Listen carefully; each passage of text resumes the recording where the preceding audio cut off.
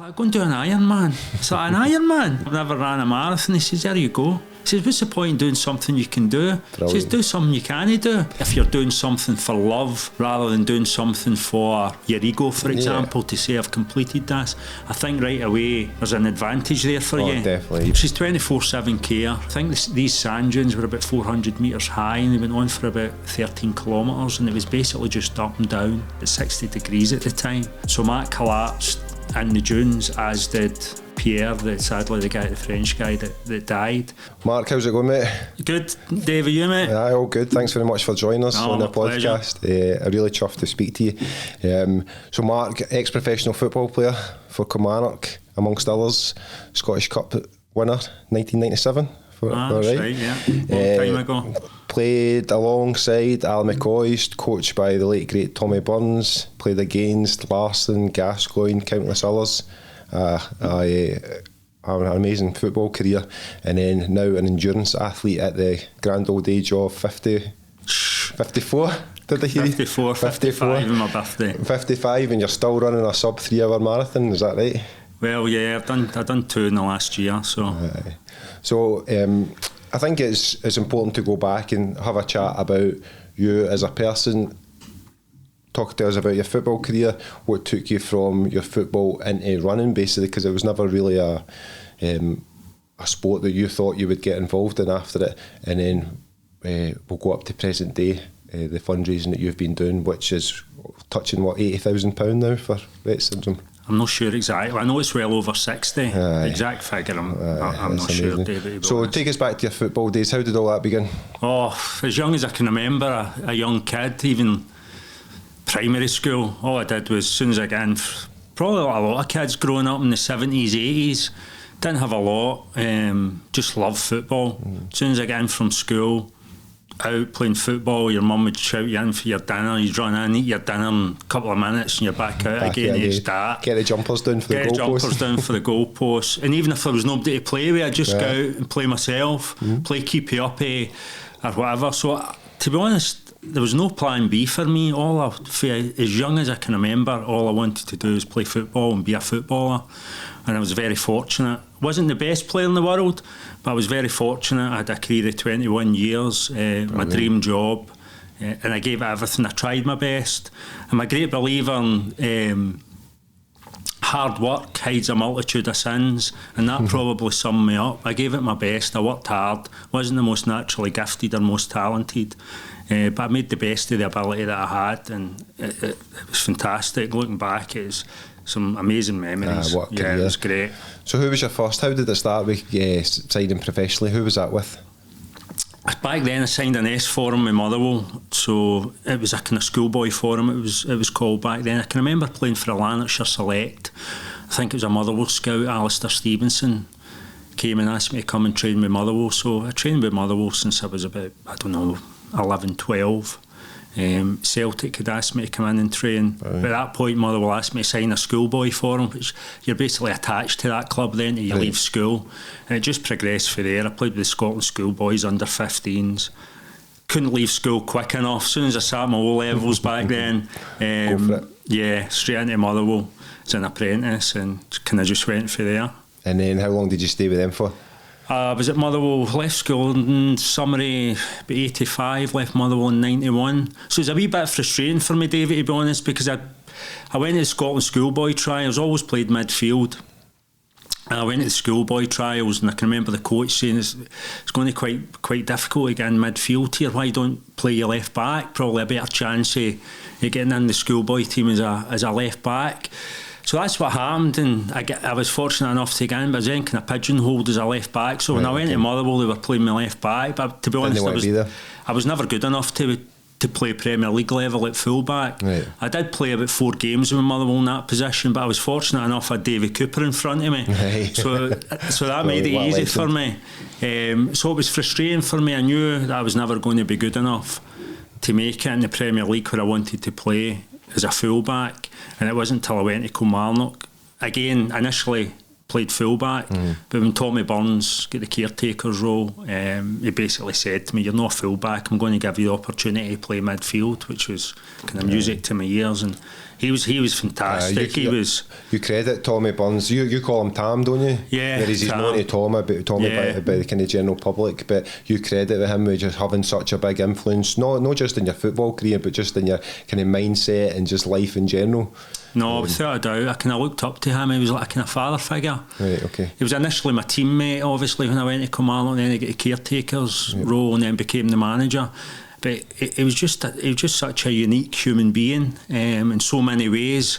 He wasn't soft though, was he? No, he wasn't. Yeah, he had that fiery, red-headed temper. There was a light switch and he would just go, but he would want to kill you one minute and then cuddle you the next. And he had a brilliant way he'd been able to do that. He was just a totally unique individual, really dry sense of humour, really, really, really funny. But really, he had a wicked temper and really passionate as well. Just did not want to cross him. No, you didn't want to cross him at all. So was he your then main coach throughout your time at Kilmarnock? Well, eventually, after a few years, he got the Celtic job. He went to Celtic, got that job after a couple of seasons, I think he was still in his 30s when he got the Celtic job. So did they never try and take you? Well, there was a wee kind of rumour at one point that he was trying. I think he had a wee fallout with Willie Faulkner, and they were trying to do a swap deal with a few players at Kilmarnock, but nothing ever materialised. But no, he was a unique person. One person that's kind of had an influence on your kind of outlook in life is your colleague and friend Ali McCoist.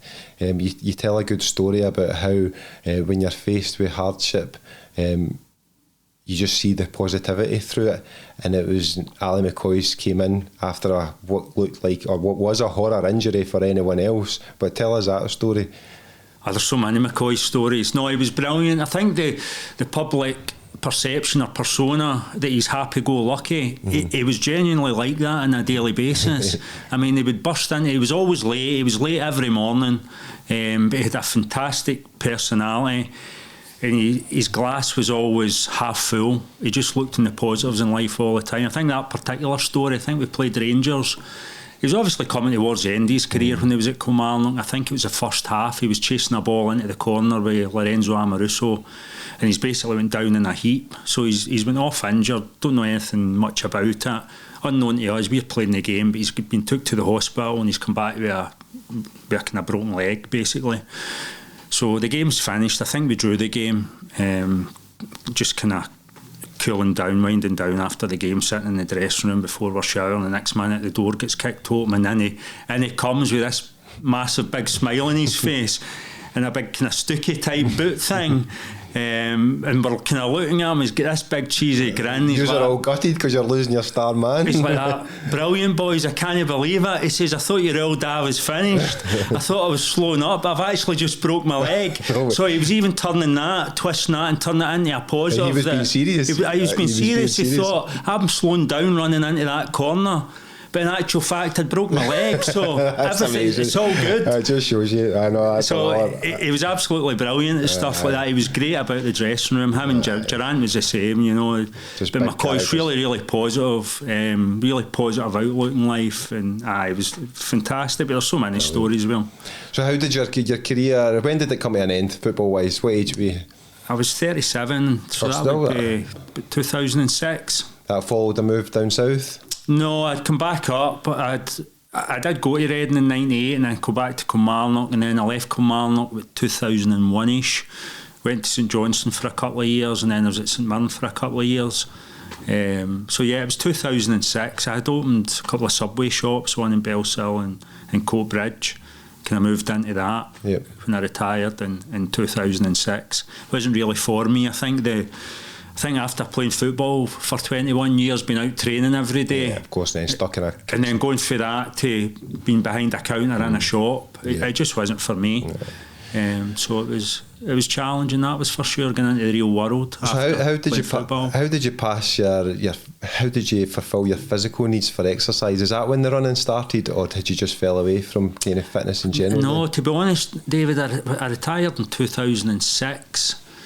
My daughter Dionne was born in 2008, with Rett syndrome, which is a rare neurological genetic condition.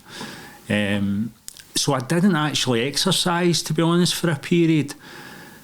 I don't know if it was my way of dealing with leaving the football. I just kind of switched off from it, switched off for the training. So it was really after Dionne was born, and a little bit after that, when she got her diagnosis, I started running again.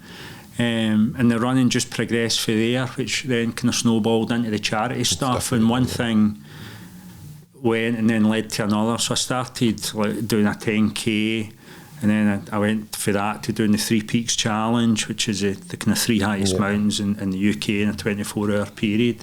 And then I went for that to signed up for an Ironman when I couldn't swim. I'd never been on a bike since I was about 10, and had never ran a marathon at that point. So it just kind of went from that. And then every time I'd done something, I thought, well, I need to capture the imagination of people and try and raise awareness of the condition. I need to do something that's more difficult than the last thing I've done. And it's still going on. And it's still going on. We'll get to what you've done and what we've got coming up, or what you've got coming up. So tell us about Dionne. So Rett syndrome, for people that don't know, because it is pretty rare, isn't it? So you'll be a better place to tell the listeners about that than me. Yeah, it's obviously a kind of genetic neurological condition. It affects mainly little girls. The reason for that is we boys don't normally survive beyond birth. So, in some occasions they do, but they don't live too long. And the reason for that, without going into the science too much, it's to do with the X and Y chromosomes, where the wee girls have got a backup, whereas boys don't. They've got the X and the Y. Right, okay. So with Dionne, it was just a mutant gene that formed.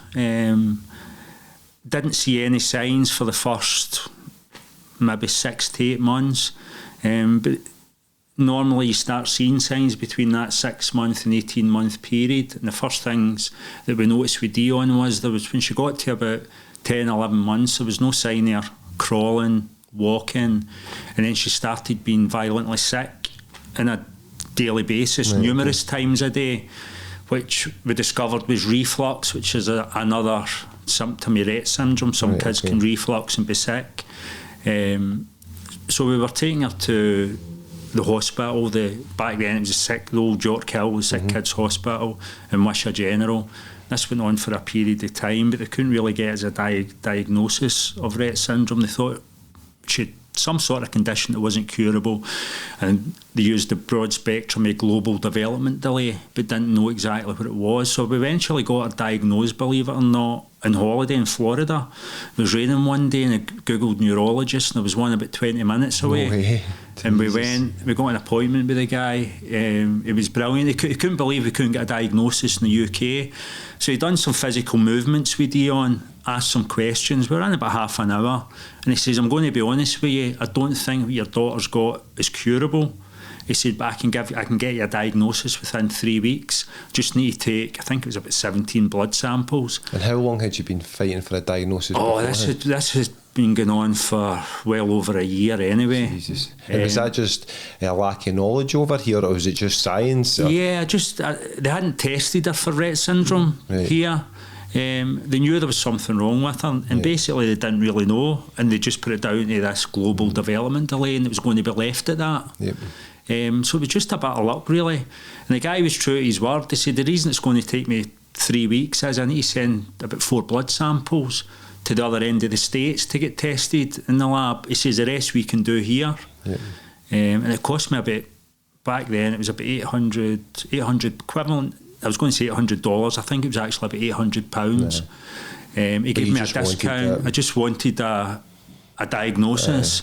And it was actually less than 3 weeks. It was about 2 weeks later he sent us an email. He said, look, I'm sorry to tell you, but your daughter's got a condition called Rett syndrome. He says, I advise you Google it, read up on it. He says, and then contact me if you've got any questions. So that's how the kind of diagnosis came about. And what does that mean for Dionne, as far as what's the effects and how does she live day to day? Well, Dionne, she's 24/7 care. She really does require an adult supervision at all times. You know, we've got to feed her, got to dress her, got to shower her. She can't communicate, she can't talk, she can't walk. So she has 24/7 care. but she's a happy wee girl. When I say she can't communicate, I mean verbally she can't communicate. She shows other ways. Yeah, she shows other ways. So, for example, if you held up a bar of chocolate or a yogurt, she would stare at what she would rather eat. She loves her food. Yeah. She loves her food. So what age is she now? 15. Yeah. But no, she's September 2008. Yeah, so no, she's fabulous. So no cure or treatments? No, there's no cure for Rett syndrome. They have reversed it in the lab. Right. Okay. In 2007 in mice. But there's still a bit away, obviously. There is a lot of good work, clinical trials going on in gene therapy. So no, she's a great wee girl. And she's taught me so much, and she's actually changed my life in so many ways as well, for the better and for the positive. I think you touched on a part in your book, which I've got, and I'll tell the listeners about that basically you don't want other people to feel sorry for Dionne, because she, although her world is very different from ours, she leads a happy life. She doesn't really know the complications that can occur in our life. She's not bothered by trivial life events that would bother a kind of person that doesn't have Rett syndrome, and she's a happy, smiley, bubbly, loving life person. She lives a life that actually a lot of other people can't, because they don't have that mindset for it. So that's how you then found Reverse Rett, the charity, is that right? That's right, yeah. And that's who you do a lot of work for now? Yeah. Tell us about that. Yeah, I first met Andy and Rachel, who run the charity. It must be going back to 2012 maybe. It was at Glasgow 10K they come up. Was the first time I met them. I'd done a little bit of research. I wanted to do something to try and help people, not just Dionne, but going forward to try and find a cure, because I don't want somebody's grandkid, great-grandkid to experience this. I want there to be a cure down the line. And even as I touched on with the clinical trials, gene therapy, there's a lot ongoing work just now that can actually enhance people's lives that have got Rett syndrome just now. So they're a great charity. They put a lot of really good work in, and because it is a rare condition, there's no government funding for them either. So it's all kind of private donations they rely on to do the research, to try and find a cure and for the clinical trials, etc. But just going back to Dionne, just kind of touching on what you were saying there, David, which I think is important about the things she's kind of taught me. It even goes back to like minimising my ego. I think to a certain degree we've all got an ego. Of course, Dionne doesn't have any ego, so she doesn't care.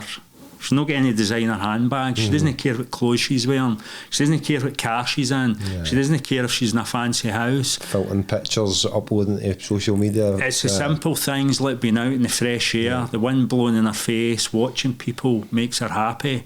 And that kind of resonated with me after a while, definitely. Just watching her and seeing the things that made her happy. And I genuinely, every morning now, when I go out of bed, and I twist round and my two legs land on the floor, I thank God for being able to do that and get up. Whereas prior to Dionne, a lot of people would take things like that for granted. It's just human nature. But I'm more conscious now, and I'm more grateful of the things that I'm able to do. The simple things like being able to talk, walk, see, run. And I think that's why my challenges have got more difficult, because I appreciate that, you know, God gave me the ability that I can go and do this. Dionne and others like her can't. So Dionne's condition in Dionne has actually had a massive effect in me in a positive way. Yeah. And that's just gave you... So do you think that's just enhanced your mindset, and that's when you've had to tap into that during the challenges which we're about to come on to? It's basically... Dionne has shown you so much positivity. She's given you something to fight for. So when you're out there trying to raise money, your thoughts are just back onto her, that you're still running no matter how hard it is or how hard your physical challenge is.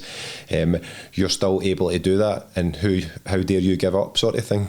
Yeah, I think I've got an added advantage. I've got a purpose of doing it, and I think kind of touching on, like, I talk about, like, in my book, like, there was one day there was a military tent next to us. There was SAS guys, and there was one of the guys who was a world record holder, ultra runner, SAS, ex-SAS Special Forces. He withdrew, and I think the difference was in the race. He's just doing it as a race, where I was doing it for Dionne, for purpose, for charity, for others. And I think if you're doing something for love, rather than doing something for your ego, for example, to say I've completed this, I think right away there's an advantage there for you. Definitely. You've got a lot more to fight for. Yeah, you've got that reason to go and do it, and I think that has helped me, in particular with the Marathon des Sables. There's no doubt that helped me get through that event. So what was the first bit? You had started doing the 10Ks, then you went on to the marathons and the triathlons as well. You worked your way up to that. Then your biggest kind of, or the first biggest challenge, was that your 100 miles in 24 hours? Yeah, so I kind of started running 10Ks, and then I went for that as I touched on to the Three Peaks Challenge, and then I met a pal in Hamilton Town Centre, a guy Jerry Seaton. I had actually played with at Motherwell as kids, and Jerry did Ironman events, and we got talking about charity stuff. And I says, I've just done the Three Peaks Challenge. He says, how was it? And I said, I was fine, it was okay. He's like, do you have to train hard for it? I said, no, really. He says, why are you doing that? I said, what do you mean? He's like, go and do an Ironman. I said, an Ironman? I'm like, what is that again? He says, it's a 2.4 mile swim, 112 mile on the bike if you can do that, and then a marathon. I said, but I can't swim. I couldn't swim a length of the pool. I says, the last time I was on a bike, I was about 10. I says, and I've never ran a marathon. He says, there you go. He says, what's the point in doing something you can do? He says, do something you can't do.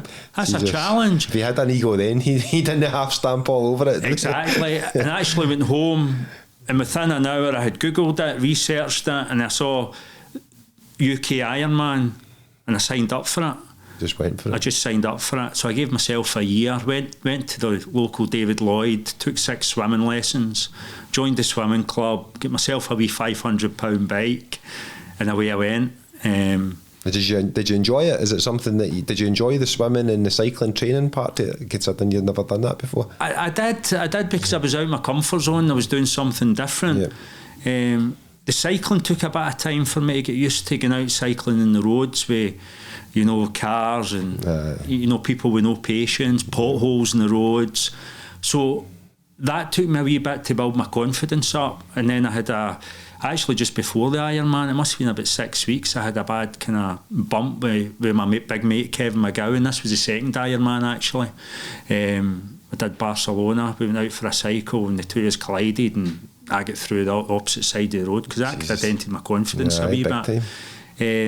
But no, I did initially enjoy the challenge of doing that, but then once I'd completed the Ironman, the swimming, it was great to learn to swim and go for struggling, basically doing doggy paddle into the pool to being able to swim 2.4 miles in the sea. I was in the sea marathon as well, was it? The first one was a lake swim. Yeah, the second one was a sea swim. So it was great to be able to do that. But the swimming was never my thing, and neither was the cycling really. It was too long for me. I was more comfortable running and I enjoyed that more. So then I looked to the next challenge. I was always aware of the Marathon des Sables. I can remember watching a documentary in James Cracknell, seen it. The Olympic rower, who did the Marathon des Sables back, it must have been about 2009, 2010, and I think he was doing it to try and at that time be the highest ever Brit. I think it was 12th or 13th he was looking to finish. It was a brilliant documentary, and that kind of captured my imagination about this Marathon des Sables, and I knew it was an iconic race, and it was always in my bucket list.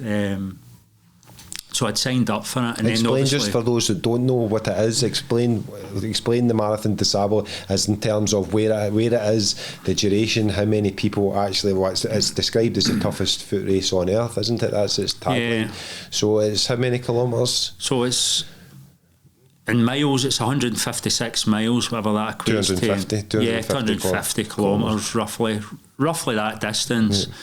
It kind of works out roughly close to a marathon a day.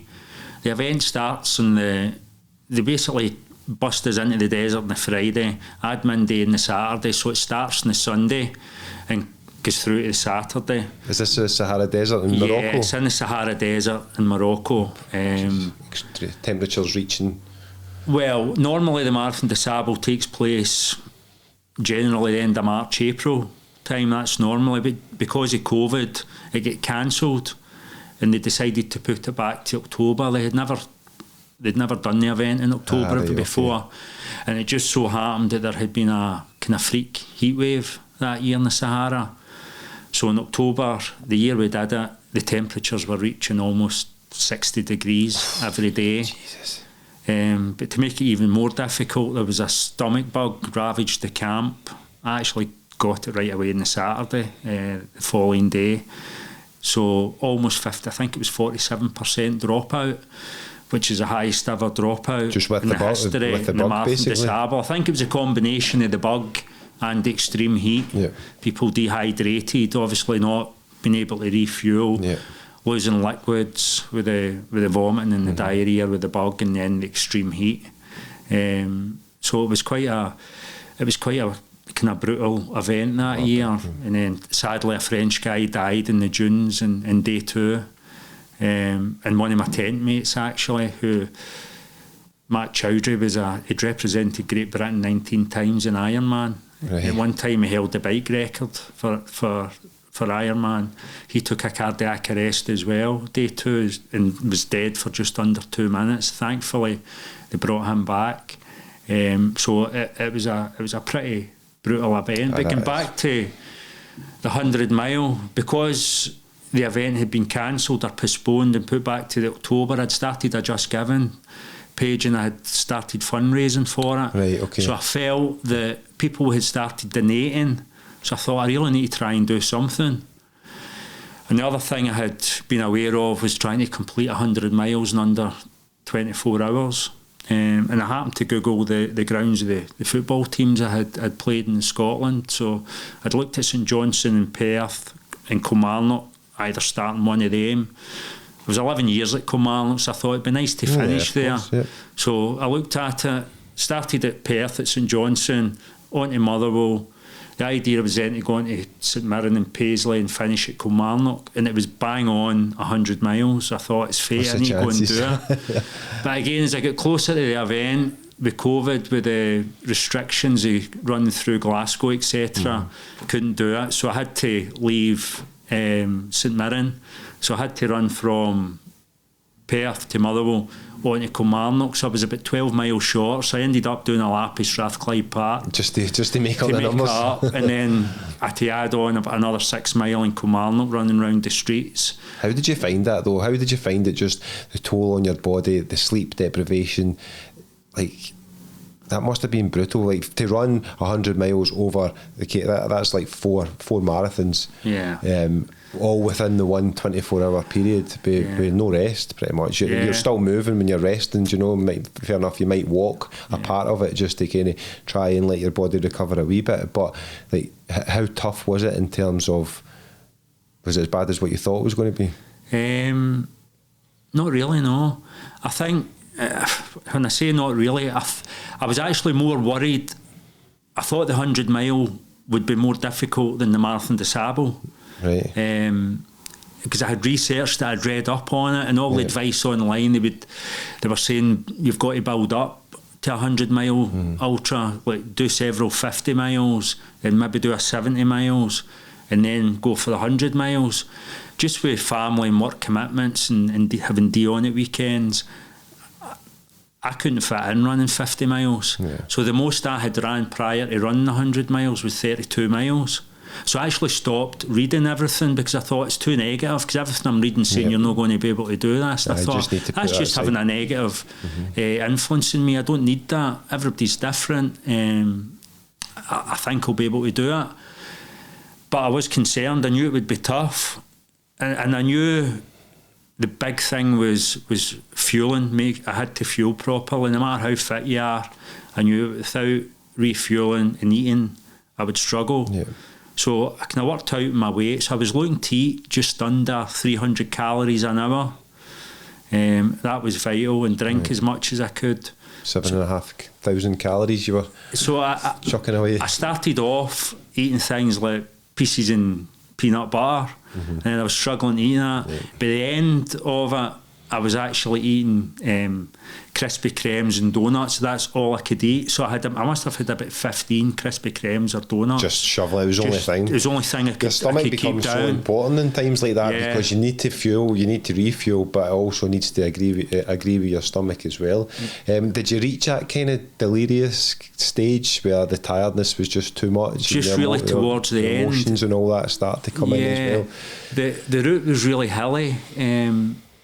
Again, trying to run and avoid the motorway, there was a lot of planning went in. So running from Perth, I had to do all the back roads through Dunning, and it was really, really, really steep. So my game plan was actually to walk the hills and then run the rest or jog the rest, because I knew that as it went on, I wouldn't lose that much by the difference between walking up a hill and trying to run up a hill, and it would take more out of me. So I was conserving a bit of energy, and I wasn't losing that much time. And time, I was wanting to do it in under 24 hours. I stopped at Falkirk for about an hour, and again had Kentucky Fried Chicken. It wasn't really the diet of an athlete, to be honest. And then I stopped at Motherwell for an hour as well, because there was people waiting at Motherwell because it was kind of local to me. So quite a lot of friends and family turned up at Motherwell, so I stopped there for an hour as well. So I still managed to do it with Stockholm, including the clock was still running 23 hours. But it was probably through the night, believe it or not. I ran up the hill towards East Kilbride, and running through East Kilbride and getting to the Eaglesham Moor was getting tough at that point. But I actually got a second wind running through the night, believe it or not. There was something really peaceful about running through the night. I don't know if you experienced the same. Well, on my Ben Nevis challenge, which I'm going to, about how you helped me with that, certainly I preferred the night time, even though I was at my most tired. I think because I felt so isolated. There was only me and my team on the hill. I think the darkness, it sharpens your senses. You were laser focused. You were watching where your feet are going. I think it just kind of seemed a bit more primitive than running along the road with cars zooming by you or whatever else. And I loved the nighttime section in my challenge, so I can totally, I loved it, maybe it's a bit strong, but I can see how you mean that you just managed to zone out and just get through it as well. And then sooner or later the daytime was going to come anyway. Were you the same? Did you? I found something really peaceful, and I actually got a wee spurt of energy again running through the night. And it was, I never ran a step myself. My big pal Kevin McGowan, who I played football with, he must have cycled about 70 miles with me. I think it was actually harder for him because he had an old pair of football shorts on, never even had padded shorts on. I don't think the bike fitted him, so I think it was harder in him than it was in me. And it was funny, when I got to the Eaglesham Moor, which was quite desolate and hilly, as you know, one of the guys that took the swimming club I joined, the Water Rats, a guy, Jack Dixon, was actually waiting for me in Eaglesham Moor on his bike, and he took all the gas, he had cans of Coke, opened them and took all the gas out of them, so I had Coca-Cola to drink, and he cycled with me over the moors so I'd get by the worst of it, and that was like 3-4 in the morning. Brilliant, that's good. And he'd cycled all the way from Lark Hall, so the support I had was brilliant. There must have been some buzz. No, it was great, and it was great to finish. I was in bits after it, but I was more concerned prior to that. I thought that would be a tougher challenge. But again, your purpose was always in your mind. You were never going to stop. I was never going to stop, and it wasn't till about the last. It was probably about the last 10 to 6 miles that, up to about 90 miles, I actually felt quite comfortable. But the last 6 miles especially, were really, really tough. I think by that point my body was then starting to try and shut down. How did you prepare for that mentally? I mean, in our previous chats you introduced me to kind of, it's got a fan like to manifest now. I don't know if I like that word, but it's basically just to picture yourself at the finish line, on the top of a mountain or whatever else. You just go to bed at night, it's the last thing you think about, it's the first thing you think about in the morning. Was there any doubt in your mind that you were going to do it? No, I always had that kind of quiet inner belief that I'm going to do it. I think with some of these challenges, yeah, there might be a little bit of trepidation and a bit of adrenaline, and you might have moments where you think, am I going to do this? But I think you've just got to try and park them. And for me, I had different techniques. Manifest, visualise, crossing the line as you talked about as well. And depending how I'm feeling, I break it down into small chunks. So if I'm feeling not too bad, I'll maybe run to checkpoint. Like, for example, the Marathon des Sables, where there's checkpoints, so maybe be 10 kilometres to a checkpoint. If I'm feeling particularly bad, I'll maybe, in my training runs before the desert, I would maybe run from a lamppost to a lamppost. There are obviously no lampposts in the desert. But you would just imaginary. But I'd maybe say, right, I'll run 100 steps, and then I'll walk 100 steps. Break it down to smaller chunks, and also keeps your concentration going as well, and you're passing time. So I use different things depending on how I'm feeling at that particular time. If I'm feeling particularly bad, I'll bring it in really short, and even too much is right.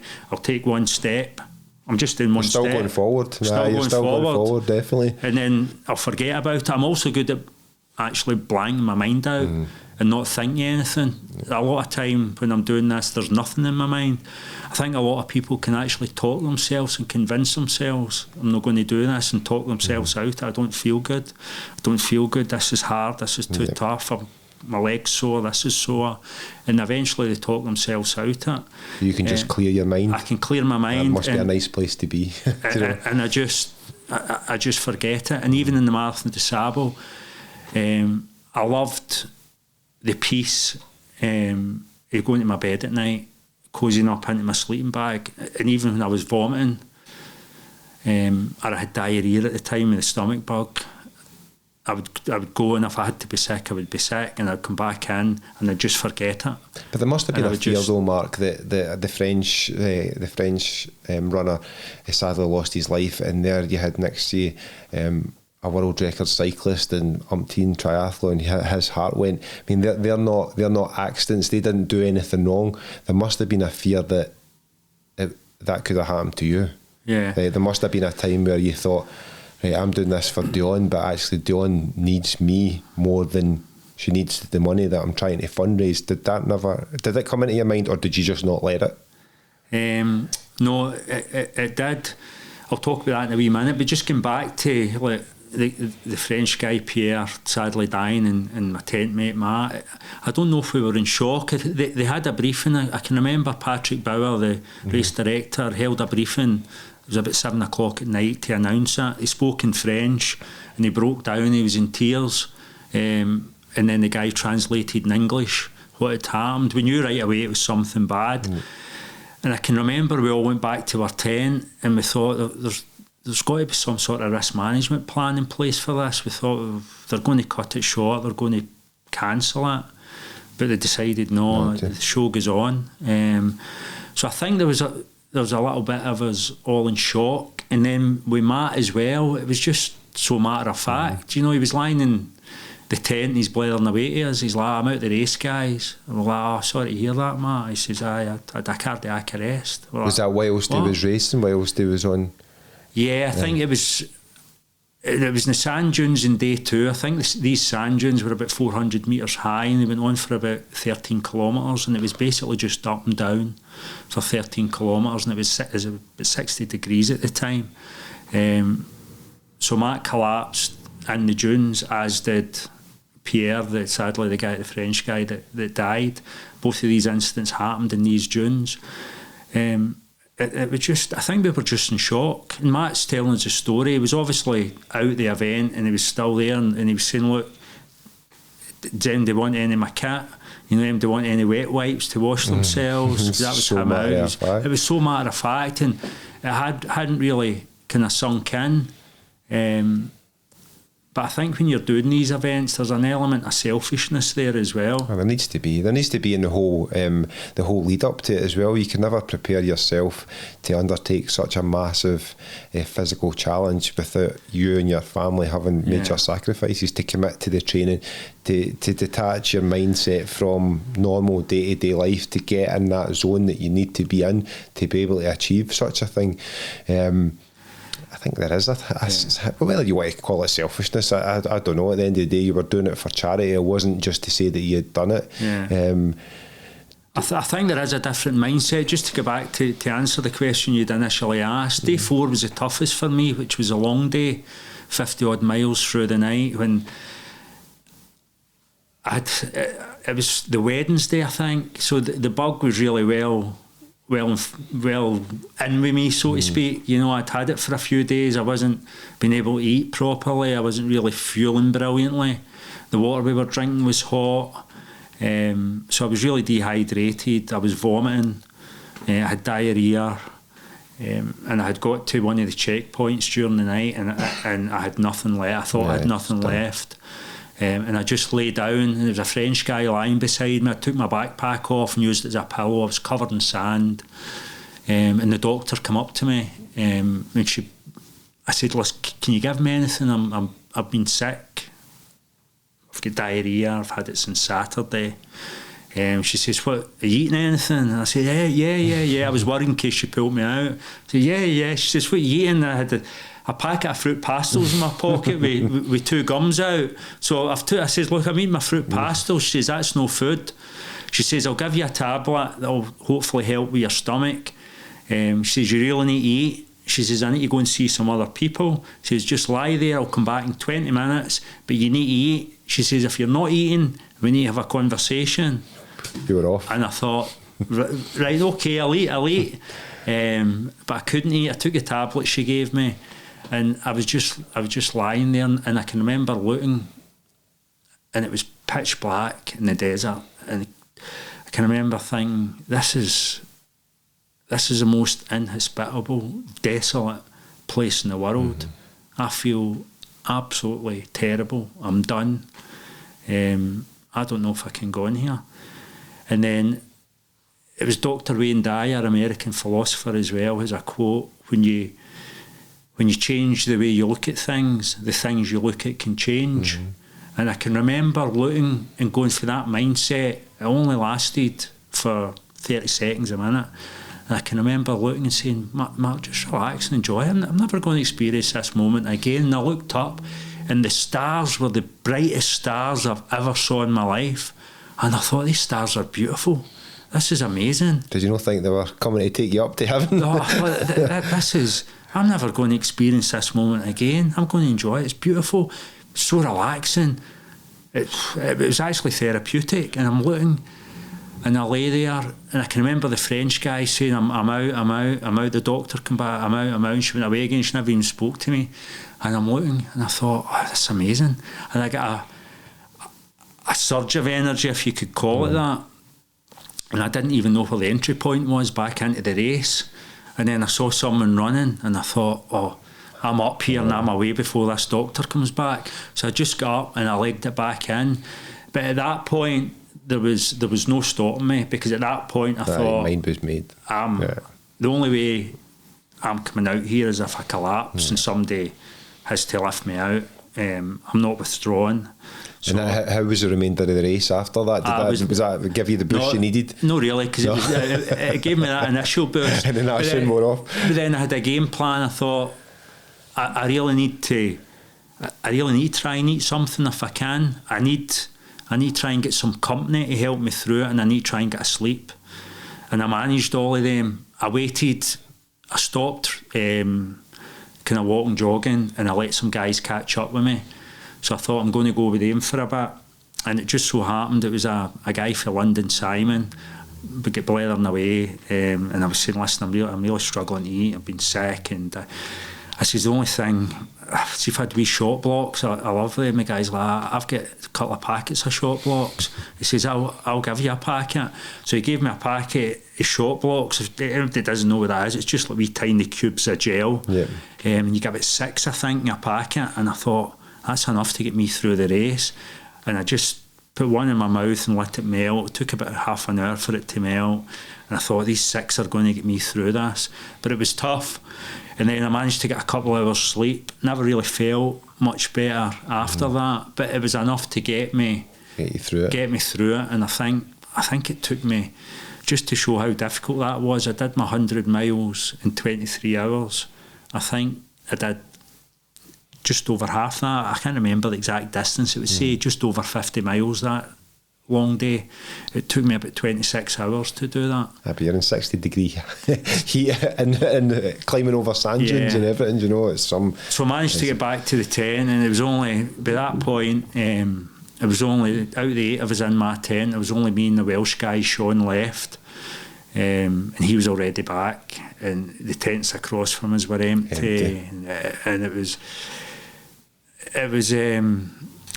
really strange looking out and see all these empty tents, and seeing all the guys that were in our tent at the start as well, all gone. Just person after person withdrew, just medically withdrawn or dropped out. The amount of people in IV drips, all the medical tents were full. It's a scary sight, that, it though. Was. It would be, definitely, especially people that you've grown close to and you wanted to see each other succeed. And probably guys, the ex-military guys, special forces guys, the world record-breaking athletes, you probably thought, fuck, I'm in with the big boys here, and then here's you, last man standing, pretty much. But as I say, it's going back at that purpose. It had that purpose. No, it is. I think that's helps. It's a lesson, and whether it needs to be. Obviously, your purpose is so personal to you, but if you can get yourself a purpose like I did with Ben Nevis with motor neuron disease. I don't know anyone that's died of motor neuron disease, but I was never going to give up unless there was that catastrophic injury, which meant I couldn't continue. I'd made that commitment to the charity, to myself, to people that started donating as well, and I just had to keep on going. At the end of the day, like you said, I was on that mountain with the wind in my face. I was smiling with my family and friends. I was walking. I was tired. I was fucked, but we could still keep on going. And to look back on achieving such a physical, or achieving such a physical feat that you've done, it's amazing, you know. But that should have been your last. But next year, you're taking it one step further, and you're going to run through the Amazon jungle. Is that right? Yeah, I'm doing the Amazon Jungle Ultra, so that's against 5 stages. Again, it's a similar kind of concept to the Marathon des Sables. It's self-sufficient race, so you've got to carry all your own food, your sleeping bag, your hammock to sleep in at night, and the only thing you get provided is water. So it's 230 kilometres through the Amazon jungle. That'd be amazing. It'll be hard, obviously. It'll probably be, I would say, and I don't know much about either, but I would say probably more difficult than the desert marathon. Yeah, I think given both of them, and what you would say a normal year, I think the Jungle Ultra is tougher than the Marathon des Sables. Yeah. I think obviously, as we've kind of touched on with the stomach bug and the extreme heat, made that a particularly difficult year. Everything just wants to kill you in the jungle. I think the jungle it's 100% humidity. I mean, even the start of the race, it starts 10,000 feet up in Cloud Mountain in the Andes Mountains, so you've got the altitude sickness to potentially contend with there, and then you're running down through 5 different ecosystems into the jungle. And then you're into the canopy in the rainforest where it's 100% humidity. Terrain again is really difficult. They say day 4, stage 4, is the toughest single stage in any ultra there is in the world. They've got cut-off points in day 4 and day 5 as well. Right, okay. And then you've also got as you kind of touched on, the wildlife to deal with. I mean, there's obviously in the Amazon jungle, you've got jaguars, you've got the anacondas, you've got the caimans, which is like the alligators. But you've also got the ones that you don't really see, like all the insects and the poisonous stuff as well, plants and all that as well. I think out of all the animals, I think the most, believe it or not, problematic, are more annoying is going to be like the ants. Yeah. And maybe spiders, stuff like that. People worry about, you know, the anacondas or the jaguars. I mean, I think the jaguars are fairly elusive. But no, I think it's going to be incredibly tough. And I think the stats kind of back it up. I think in the last 9 years, there's less than 60 people completed it. Jeez. And I think last year's race, there was only 15% managed to complete it. That's 7 a year? Yeah, I think the organisers estimate that about 6 people a year will complete it. How many starting roughly? I think there's a maximum it's not the same amount of participants as a marathon disabled. It's a small, I think it's a maximum of 60 participants in the race. So 1 in 10. So they reckon, they anticipate only about six people get through it. That'll be probably some experience. Obviously, if all goes well, it'll be an amazing to say that you've ran through the Sahara Desert, you've ran through the Amazon jungle, on top of running through your old football stadiums in Scotland, running umpteen marathons, completing umpteen Ironman, and you don't plan on stopping at 55, do you? No, actually, I said to my wife last week, I read an article they released a few weeks ago. They're saying now the average lifespan of a male in Scotland's 76 and a half years. So I said to my wife, I've only got about 20, if I live an average life, I've only got about 21 summers left. I said, so I'm going to cram as much in as I can in that 21 summers and enjoy my life as much. I'm not saying I'm going to do something like this every year, but I think the point is, I think as I've got older, life experiences and memories are far more important to me. And looking back, and I'd like to sit with my grandkids on my knee one day and be able to tell them stories. And for me, the experiences now, and I love travel, even going on holiday, seeing places I've never been to. So I think as you get older, your mindset changes. Things that were important to you in your 20s, your 30s, are no longer important to me anymore. And for me, life's all about experiences and memories. Definitely.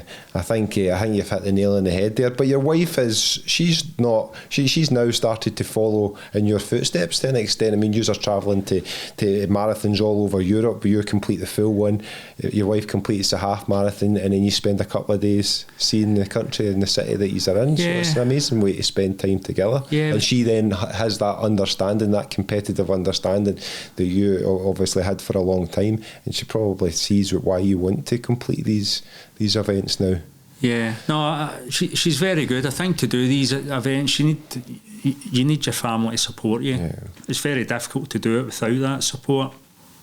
And she has come to Peru with me. To be honest, the only way I was allowed to do it was I managed to convince her she could do a 4-day Inca trail and see Machu Picchu, one of the 7 wonders of the world, at the end of it. So she's going to do that while I do the Jungle Ultra. Brilliant. So you've got to be creative as well to try and get. You need to work it in your favour. Totally. No, honestly, Mark, thanks so much for joining us on the podcast. I really wish you all the best with the Amazon Ultra Marathon and everything else. You're a true inspiration, and I mean that at a personal level. You helped me so much in my challenge.